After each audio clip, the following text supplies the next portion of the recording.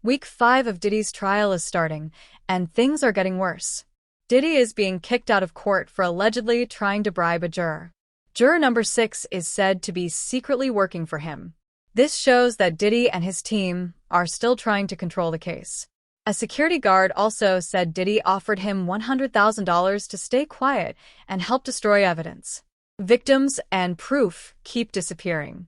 Let's break it all down. Really interesting thing just happened in court. So a witness who had just finished wrapping up her testimony left. The jury was excused for lunch, and then the judge turned to the defense team and said to them, "Your client has been nodding vigorously during testimony towards the jury." Now, there are explicit rules in court that the defendant is not allowed to have any form of communication with the jury. And the judge said to the defense team, "Is that going to happen again?" And they said, "No, it is not going to happen again." The judge called it absolutely unacceptable and said that if it does happen again, Combs could be removed from the courtroom altogether. Now to the case against music mogul Sean Diddy Combs. All right, the judge issuing a stern warning to Diddy's defense today. And Fox 6's Lisa Evers was inside the courtroom when it all went down. Lisa, what happened? Well, Natasha and Steve, it's hot out here today, but it was scorching hot inside that courtroom on the 26th floor here at federal court where the Diddy trial is taking place. The judge scolded Diddy and said that he had to stop staring at jurors and nodding his head repeatedly while testimony was going on. The judge even saying that he saw it happen twice and warned Diddy that if it happens again, he will take action, which could include banning Diddy from the courtroom itself. On day 23 of the trial, the judge announced an investigation into juror number 6. Diddy was already warned to stop trying to contact the jurors. Now we know who he was talking to. Juror 6 lied about his identity. Diddy might be trying to use money to influence the jury since he can't stop the evidence. His lawyers want juror 6 to stay and claim this is just another attempt to unfairly target a black man.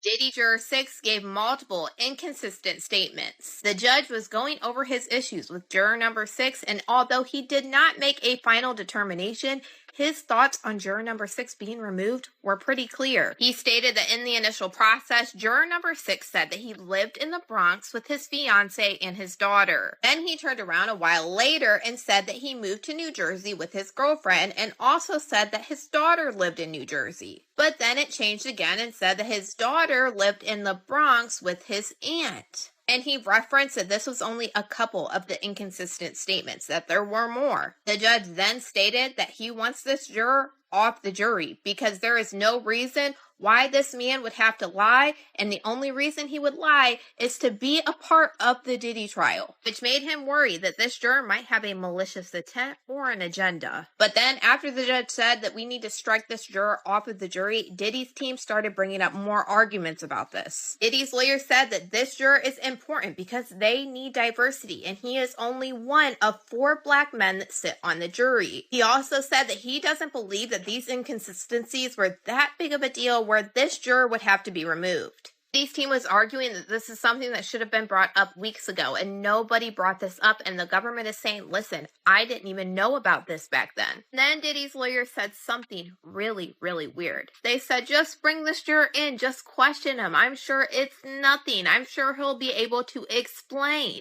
But this is what the government wanted the judge to do earlier, and Diddy's lawyer said, no. That would be harassing the juror. Then the judge told everybody to get out of the courtroom, that they needed to have a sealed talk. Diddy's lawyers are going to use this as an excuse to ask for a mistrial. They are purposefully making this trial look bad because they know that there is no other way Diddy can get away. So far, they have asked for a mistrial on 2 separate occasions, both of which have been denied. If they can somehow prove that the jury is compromised or that the investigation is biased, there is a possibility this case will be dismissed. In the Sean Combs trial, his defense attorneys asked the judge to declare a mistrial in a late-night filing alleging prosecutorial misconduct. Chief Investigative Correspondent Aaron Katursky at the courthouse. Good morning, Aaron. Good morning to you, George. Federal prosecutors, according to the defense, knowingly introduced false testimony that Sean Combs dangled a woman from a 17th floor balcony. It was Brianna Bongolan, a friend of Cassie Ventura, who told the jury that he lifted me up, then put me on top of the rail before throwing her onto furniture. The jury saw photos of a large bruise and her bandaged back. Combs denied it happened, and the defense argued hotel receipts show he was in New York at the time. The judge, though, is unlikely to grant the mistrial, and a fifth week of testimony is going to begin here this morning with Combs' ex-girlfriend, known by the pseudonym Jane, back on the witness stand. She's already tearfully told the jury grueling details of degrading sex with male prostitutes and how she feared if she stopped, Combs would stop paying her rent. Combs denies it all, says all the sex was consensual, and guys, Jane is expected to be on the witness stand for most of the week. This is not the first time that Diddy has tried to bribe someone and get rid of evidence. Diddy's lawyers are using this juror issue to try to get a mistrial. They're trying to make the case fall apart because they know it's their only chance to win. They've already asked for a mistrial twice, but the judge said no. If they can convince the court that the jury or the investigation is unfair, the whole case could get thrown out. Today, the jurors in his trial heard from a former security supervisor at that hotel. His name is Eddie Garcia, and he testified that not long after the attack happened, Diddy's chief of staff, Christina Coram, called him to ask for the footage. He said that he told her no on the phone, and again when she showed up in the lobby, said he told her no again. But that night, Garcia testified, Christina Coram called him again, and this time she handed the phone to Diddy. Garcia told the jury in Combs' federal trial that Puff said if that video ever got out, it would ruin his career. He testified that Diddy promised to, quote, take care of him if he could only find a way to get that video. And so Eddie Garcia, who was promised immunity to tell the truth in court, reached out to his boss, who agreed to sell the video for $50,000. And the following day, Garcia brought a USB drive with that video to a meeting, he said, included Diddy, that chief of staff, Christina Coram, and one of Diddy's bodyguards. But before handing over that little USB stick, Garcia said he told Diddy he was worried. He was concerned he might be implicated in a crime if Cassie Ventura ever called the police and complained. At which point, according to Garcia, Diddy had a plan. FaceTimed Cassie and ordered her to, quote, tell him you wanted this too, Cassie. A freshly beaten up Cassie was there on the FaceTime wearing a hoodie and complied with Diddy's demand, Eddie testified. He then said he signed a contract swearing that no other copy of the video existed and swearing him to silence with $1 million penalty if he ever spoke of what he saw or of what he did, i.e. the payoff. In return, Garcia says he was handed a bag containing $100,000, double the amount that Garcia's boss had asked for. The first time Diddy tried to pay someone off, Eddie Garcia, a security boss at a hotel, said Diddy and another man pressured him to sign a document promising he wouldn't talk. They offered $100,000 to the security team to delete a video showing Diddy beating Cassie. Garcia signed the deal, which included destroying the video. Big breaking news tonight. For the first time in the history of New York City, a sitting mayor has been indicted for crimes. ABC News reporting that Mayor Eric Adams has been indicted by a federal grand jury. We do not know yet the exact charges. Federal authorities have been investigating Adams and members of his staff, issuing subpoenas for documents and cell phones. Several members of administration have resigned, some of them also friends of Mayor Adams. Again, Eric Adams, the 110th mayor of New York, has been indicted by a federal grand jury. Diddy always been the type of individual that want to have ups on the next person, no matter what they was doing. He did the stuff to Ja Rule so he could go after Jay-Z. They not gonna come out and speak on nothing that has anything to do with them. And they praying that they not on the tape doing crazy stuff, being oiled up in the whole 9 yards. Until the feds say, hey, yo, listen here. Hey, buddy, we got you on this tape. And girl looked like she was pretty young. we're not going to show it, but we need you to come and testify against Brother Love. That's when they're going to start talking. And they're not going to be talking in his favor. 250 cameras all over the house? Somebody got caught stealing a cookie out the cookie jar. When you that powerful, you didn't get that powerful without having one or two or maybe three ups on somebody. The main goal of this case is to prove Diddy used his fame and money to hurt people and cover it up. Even now, he's still doing it. Just before he was arrested, New York Mayor Eric Adams gave Diddy a key to the city. The mayor knew an investigation was going on. Some say Diddy had secrets about the mayor, and after Diddy was arrested, Adams was also arrested. Court has adjourned today in the sex trafficking and racketeering trial of Sean Diddy Combs. Today, the defense requested a mistrial following testimony from an LA arson investigator, but the judge denied the request. ABC's Rena Roy has the latest. A mistrial request denied in the federal criminal trial of Sean Diddy Combs. His defense team accusing the government of prosecutorial misconduct during the testimony of a Los Angeles arson investigator who spoke about fingerprints that were lifted from the front door of rapper Kid Cudi's home as part of an investigation into a break-in there in 2011. The investigator testifying that those fingerprints were destroyed, and when prosecutors asked the investigator if that was unusual, the defense accused them of trying to plant the idea that Combs was responsible. The overall implication, according to the defense, is that somehow Sean Combs created that disappearance. The defense moved for a mistrial, and they moved for it because what they said is that it's unduly prejudiced, because this is the whole theory of what the prosecution is putting forth, is that he has this control and can make these investigations disappear. Instead, the judge striking that part of the testimony, telling jurors to disregard it. Right before, the jury heard from a police officer who responded to that break-in, testifying that he saw a black Escalade leaving the scene with plates registered to Combs' company Bad Boy Productions. The arson investigator also testifying about another incident at Kid Cudi's home in 2012 when his Porsche was set on fire. He testified about the smoke and fire damage in these photos that were shown to the jury and said he determined the fire was targeted and started with a Molotov cocktail. Kid Cudi last week testified he believed Combs was responsible for both incidents after finding out he was dating Cassie Ventura. Kanye West recently showed up at Diddy's trial to support him. There's also evidence that Diddy was involved in messing with police investigations. Every time the police find something that could hurt his case, it goes missing. Fingerprints linking him to setting Kid Cudi's car on fire were lost in a so-called accident. It's hard to believe these are just coincidences. Ye, formerly known as Kanye West, has made a surprise appearance at Sean Diddy Combs' criminal trial on Friday. He expressed support for his fellow rapper as he defends against sex trafficking charges.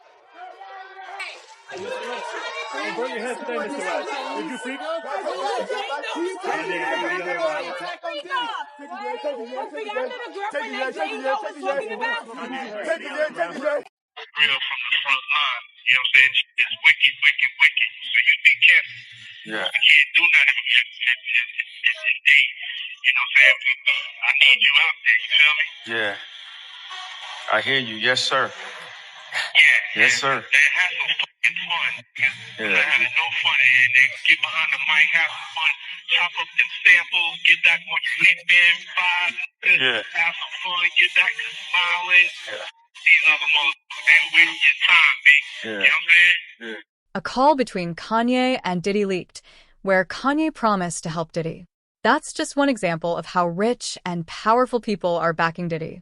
While some, like Kanye, are open about it, others are helping him quietly. Their money and power may be the reason Diddy hasn't faced real punishment yet. Also tonight, our first look inside Combs' Miami mansion, the day federal agents busted the gate open last year to raid it. A federal agent testifying about the evidence, guns and ammo seized from Diddy's home that were found near alleged freak-off supplies, which included dozens of bottles of baby oil and boxes of platform heels, bondage restraints, and bundles of rope. Also photographed as evidence that day, motivational messages on Combs' bathroom mirror that included "You a legend" and "Upward motion," and drugs. Lots of drugs, including ones found in plastic bags inside a Gucci bag and orange tablets with the Tesla logo that tested positive for. So we just got new exhibits today. Take a look at these photos that prosecutors have just released. This trial is the first time solid evidence against Diddy has been shown publicly. Photos from his arrest show his hotel room full of drugs, baby oil, guns, and $9,000 in cash. Homeland Security agents testified that Diddy had just finished one of his disturbing sex parties right before being arrested. Also released today some pictures from when Diddy was arrested in September of last year at the Park Hyatt Hotel in New York. And a special agent with Homeland Security testified last week that some of the items found included baby oil, drugs, these pink packets of ketamine. There's also this image of a knife wedged in a door. Now, Combs, we aren't sure if he's going to be taking a stand in his own defense, but he denies all of the allegations against him. But will all of these witnesses really prove the government's charges that he was running this criminal empire and that he's guilty of sex trafficking? One of the victims, called Jane, said Diddy forced her to take drugs until she threw up and made her sleep with several men at once. He recorded these disturbing acts. Jane said she felt like a sex worker and was completely drained, not treated like a human being. It's Diddy Day 19, and the drama is reaching a fever pitch here in this downtown Manhattan courtroom as one of Diddy's exes dropped new bombshells. Wiping away tears from her eyes, she testified she begged Diddy to stop the freak-offs, texting, "I'm not a porn star. I'm not an animal." A social media influencer and Diddy's girlfriend from 2021 to 2024, she used the pseudonym Jane on the stand. She alleged Diddy coerced her into days-long sex parties with male escorts. Text messages from 2023 introduced today in court reveal just how badly Jane wanted out. "I don't want to be used and locked in a room to perform and fulfill your fantasies. I'm coming to the realization of what this really is. My heart is really in this, and it's breaking. I don't want to play this role in your life anymore." In one of the more dramatic moments, Jane testified that when Cassie's 2023 lawsuit became public, she fainted. She said when she read 3 pages that echoed her own experience with Diddy, it, quote, felt like a nightmare. Jane's testimony is emotional, but I also say naturally emotional. Sometimes you have witnesses who will testify and get emotional at awkward points in their testimony, but Jane seems very authentic, and that helps her credibility in terms of what she's testifying to. ABC News legal contributor, attorney, and host of Bad Rap, the case against Diddy, Brian Buckmeyer, was in the courtroom. The Sean Combs of last week and the Sean Combs of this week does seem slightly different in his demeanor. He doesn't seem to be actively engaging in, let's say, body language or communication with the jury. It could be because of this witness or that he knows they're on the verge of cross-examination, potentially starting tomorrow morning. So not as much vigorous head nodding. Sean Cassie right here, guys. And there's more news about Diddy's freak-offs. Sean Deering, a male escort mentioned in court, is speaking with People about his time with Cassie at those sex parties. Sean said he was hired more than a dozen times, starting in late 2014 or early 2015, and the tone changed. I just would say overall, the tone was a little darker towards the last time I'd seen them. It was more of a doing this to please him type of spirit overall. I can tell when the energy was different. The former male escort claims Cassie was playing her role. It was evil, and she was under that. Sean says Diddy tried to hire him again in 2017, but he passed. Sean Combs has pled not guilty to all charges against him.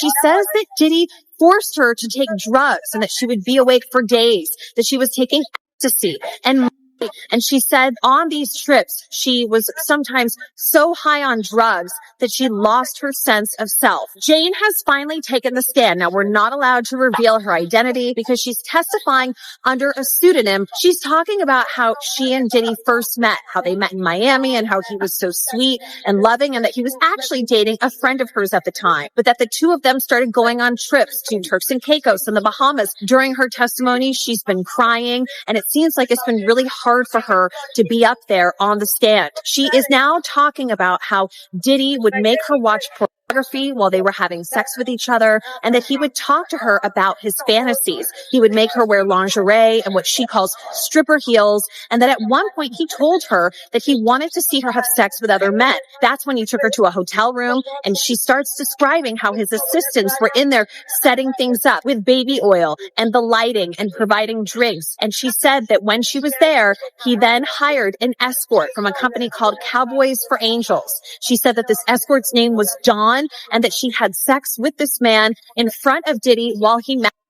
Jane testified that over the next few years, 90% of her relationship with Diddy centered around these sexual encounters with male escorts. She testified that she told Diddy multiple times, verbally and in writing, that she did not want to participate in these sexual encounters.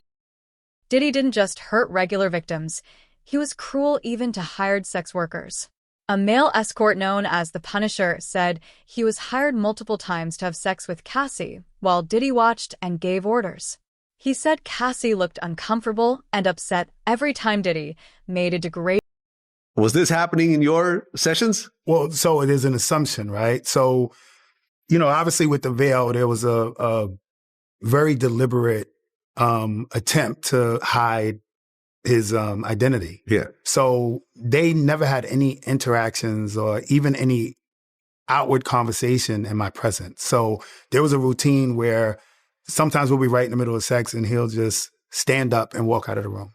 And she would take that cue and she would follow him out. So I did recognize, and I mentioned it in my book, that it became a habit that we're having sex on couches with sheets. We started in towels. I would climax, but she would specifically leave the room without wiping herself, without doing anything to take care of the whatever I left on her. So I assumed that's when he popped up, because once I climbed up, he popped up, he left the room, she popped up, she followed him. So I'm assuming that's when the lathering, whatever went on, happened at that point. Okay. So at what point did he stop wearing a veil? It was shortly after. The way that I ended up finding out who he was and they were, because they're obviously in conjunction with each other, about the fifth time we were in a hotel called the Essex House.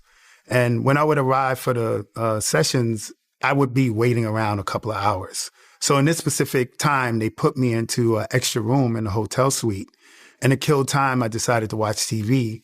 And this specific hotel had a welcome message, which was, so when I cut on the TV, it specifically said, Essex House would like to welcome Mr. Sean Combs. Oh. And I was like, whoa, like I was blown away, man. Right. Diddy's former assistant, Mia, said she was blackmailed and sexually assaulted by him too. She shared a list from 2011 of her duties, showing how much control he had over her. She had to manage his moods, personal habits, and even help with his movie ideas. She told the court that during one attack, his eyes turned black, like he wasn't even human. Hi, I'm Eva Pilgrim. Thanks for streaming with us here on ABC News Live. Week 3 of the Sean Diddy Combs trial has wrapped, and we should note this show will contain graphic content from the courtroom today. 5 witnesses testified this week, 2 former employees, a Los Angeles police officer, fire department investigator, and a celebrity stylist. The latest witness on the stand testifying under the pseudonym Mia, recounting her time as Combs' former assistant. Mia alleged working for Combs was chaotic, toxic, and dependent on his whim. She told the jury she feared she couldn't tell him no, testifying, "I felt I had to. I obeyed Puff's orders." Mia also saying Combs sexually assaulted her more than once, leaving her feeling terrified and confused and ashamed and scared. Combs has pleaded not guilty to all charges. His defense team says any sexual encounters were consensual. If convicted, Combs faces the possibility of life in prison. By the way, interesting update from court. Sean Combs' counsel, Alexandra Shapiro, says some people on the internet think they figured out who Mia is. We got this video, again, that might be used to impeach her credibility. We got this video also from random people on the internet. We don't think this was ever posted on her social media. It was on some random website. Should we show it to you? I got to ask you, I have to move on to this question, Serena. This is quite alarming. How is this possible? I have no idea how it's possible. And I'm sure Mia is probably, panicking in this moment in time. Like, are people stalking her on the internet, trying to figure out her identity? She testified that she was a victim, essentially. There's rape shield laws that exist to try to protect people in her position. And so this is really getting very nerve-wracking probably for her and just absurd for the courtroom. If someone revealed her identity, is that a crime? Tyler?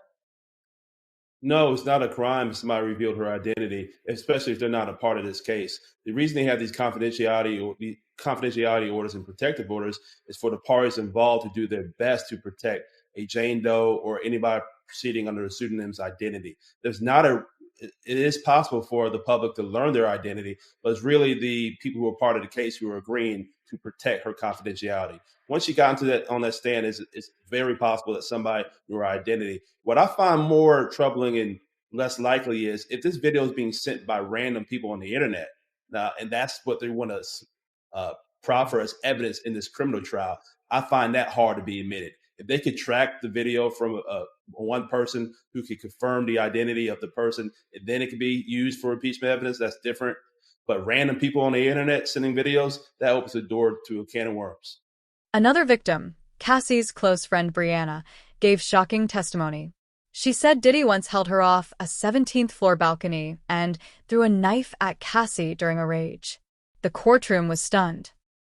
An alleged sex trafficking victim is expected to testify here today that Sean Combs used lies, drugs, and threats to force her into freak-offs after the jury hears more from a different woman who claims Combs hoisted her over that balcony.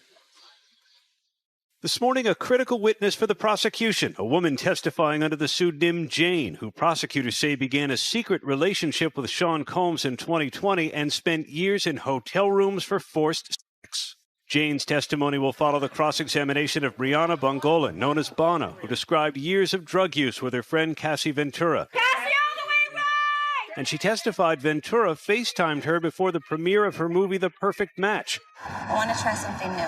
What did you see? Prosecutors asked. Her black eye, Bongolan said. I was a little quiet, and I remember saying, I'm sorry. Bongolan testified Combs once hoisted her over this balcony after barging into Ventura's apartment on the 17th floor. For a split second, I was thinking about if I was going to fall. She said Combs kept yelling at her, you know what the expletive you did, before throwing her onto this furniture, leaving bruises.